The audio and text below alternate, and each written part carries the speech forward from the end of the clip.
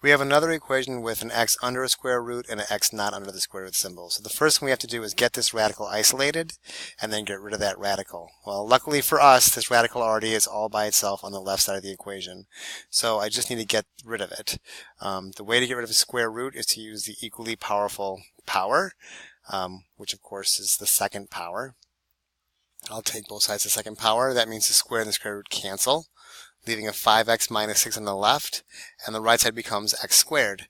That's going to give us a quadratic. We have an x squared term, an x term, and a constant, and anytime we have that situation happening, the goal is to get one side equal to 0.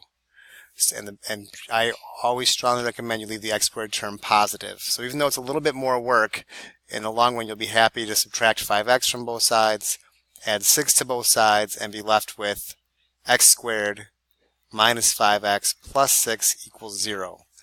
This quadratic is most likely factorable, so you should try to do that first, but if that's not your strong suit and you prefer a quadratic equation, knock yourself out. I can think of two things that multiply to make x squared, that's x and x. Two things that multiply to make a positive 6, but combine to make a negative 5 would be negative 2 and negative 3. And then, if x minus 2 equals 0, that means x equals 2. If x minus 3 equals 0, that means x equals 3. So two potential solutions are either x equals 2 or x equals 3. But I have to actually go back to my original equation of 5x minus 6 equals to x and make sure that they work. If they don't work, they get crossed off. If they both get crossed off, there's no solution. So let's say x equals 2.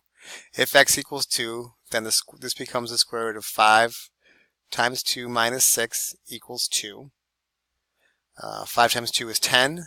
10 minus 6 is 4. So I get the square root of 4 equals 2. And the square root of 4 is 2. So I get 2 equals 2. That's true. That's an answer. If I let x equal 3, I get the square root of 5 times 3 minus 6 equals 3. I need to do some work here. 5 times 3 is 15. 15 minus 6 is 9. So I get the square root of 9 equals 3. The square root of 9, of course, is 3 equals 3. It's true. 3 does equal 3. So both of these answers worked. Just keep them both. You need both for it to be correct. Good luck.